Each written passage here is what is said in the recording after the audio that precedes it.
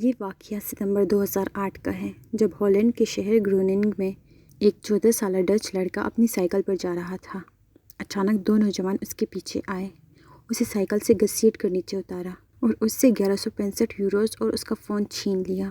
کئی مہینے تک پولیس کو کوئی کامیابی نہیں ملی کیونکہ نہ تو کوئی گواہ سامنے آیا اور نہ ہی لڑکے کے بیان کے علاوہ پولیس کے پاس کوئی سراغ تھا۔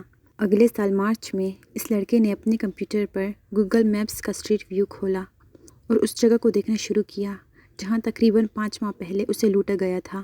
حیرت کی بات یہ ہوئی کہ اسٹریٹ ویو کار نے اس لمحے کی تصویر لے لی تھی جب وہ دونوں ملزم اس کے پیچھے چلتے ہوئے آ رہے تھے۔ اسٹریٹ ویو کار سے مراد وہ خاص کار ہے جو گوگل میپس کے لیے اسٹریٹ ویو کی تصاویر اکٹھی کرتی ہے۔ یہ کار عام گاڑی ہی ہوتی ہے لیکن اس کی چھت پر ایک خاص کیمرہ سسٹم نصب ہوتا ہے۔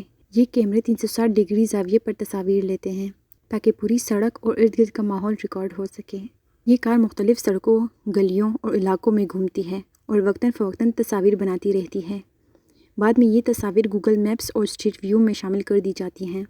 تصویر میں لڑکے اور دونوں ڈاکوؤں کے چہرے دھندلے تھے لیکن پھر بھی لڑکے نے فوراً پولیس کو فون کیا اور اس تصویر کی مدد سے کیس میں ہونے والی نئی پیش رفت سے انہیں آگاہ کیا۔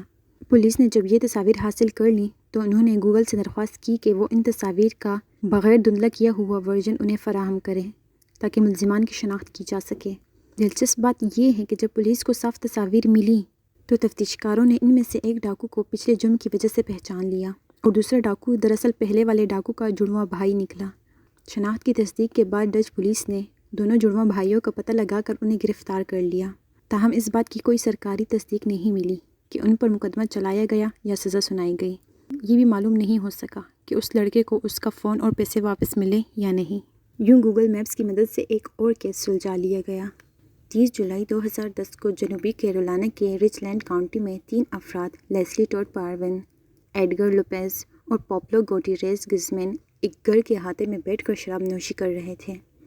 دوپہر کے دوران کسی وقت ان کے درمیان تلخ کلامی ہوئی جو رفتہ رفتہ شدید جھگڑے میں بدل گئی۔ جھگڑے کے دوران لیسلی پاروین نے ہینڈ گن نکالی اور ایڈگر لوپیز اور پابلو گوٹیریز گزمین کو گولی مار کر موقع پر ہی ہلاک کر دیا۔ اس افسوسناک واقعے کے فوراً بعد پاروین جائے واردات سے فرار ہو گیا۔ وہ اپنی سبز کیا منی وین میں سوار ہو کر ریاست لوئزیانا پہنچا جہاں اس نے شناخت چھپانے کے لیے اپنا سر منڈوا لیا اور قتل میں استعمال ہونے والا ہتھیار تلف کر دیا۔ یہ اب تک واضح نہیں ہو سکا کہ ان کے درمیان جھگڑا کس بات پر ہوا تھا۔ اس کے ساتھ ساتھ لیسلی پاروین نے اپنی سبز رنگ کی منی وین کو بھی چند دنوں تک چھپا کر رکھا اور کچھ وقت کے لیے حکام کو چکمہ دینے میں کامیاب رہا، تاہم زیادہ دیر تک وہ قانون کی نظروں سے چھپا نہ رہ سکا۔ تحقیقات کے مطابق واقعے کے فوراً بعد ایک عینی شاہد نے پولیس کو پاروین کی گاڑی کی جزوی نمبر پلیٹ فراہم کی۔ اس اہم سراغ کو بنیاد بنا کر پولیس نے لوئزیانا میں رجسٹرڈ تمام سبز رنگ کی کیا وینز کے لائسنس پلیٹ ریکارڈز کی چھان بین شروع کر دی۔ چند دن بعد ایک تفتیشی اہلکار نے محض اتفاقاً مشتبہ شخص کے پتے کو گوگل میپس کے اسٹریٹ ویو میں چیک کیا۔ حیرت انگیز طور پر اس کے گھر کے سامنے ایک سبز رنگ کی منی وین کھڑی نظر آئی جس کی نمبر پلیٹ اور گاڑی کی تفصیل گواہ کے بیان سے مطابقت رکھتی تھی۔ یوں گواہ کے بیان کی تصدیق ہو گئی۔ ایسے ٹھوس شواہد سامنے آنے کے بعد پولیس کے لیے لیسلی پاروین کو مزید تلاش کرنا مشکل نہ رہا۔ کھیل تقریباً ختم ہو چکا تھا۔ بالآخر 19 اگست کو ونسر لیک کے علاقے میں واقع اس کے گھر سے پولیس نے اسے گرفتار کر لیا۔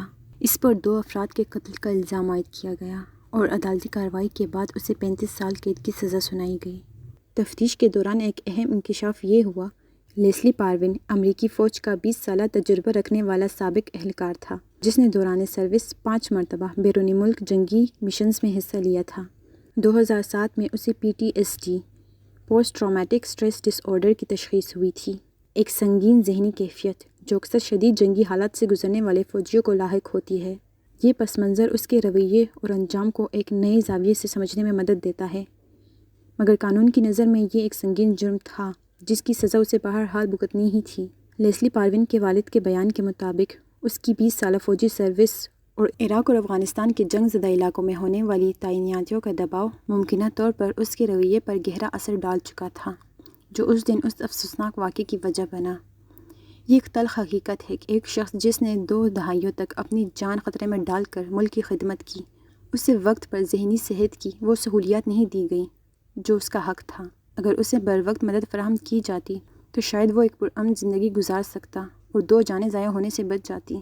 افسوس کے ساتھ کہنا پڑتا ہے کہ نہ صرف 2 بے گناہ افراد موت کا شکار ہو گئے بلکہ خود لیسلی پاروین بھی اپنی باقی کی زندگی کا بیشتر حصہ جیل کی سلاخوں کے پیچھے گزارنے پر مجبور ہے۔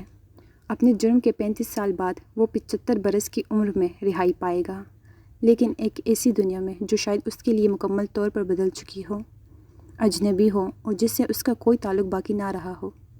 یہ ایک دل دہلا دینے والا انجام ہے جو صرف ایک شخص کا نہیں بلکہ ایک پورے نظام کی ناکامی کی کہانی بھی سناتا ہے۔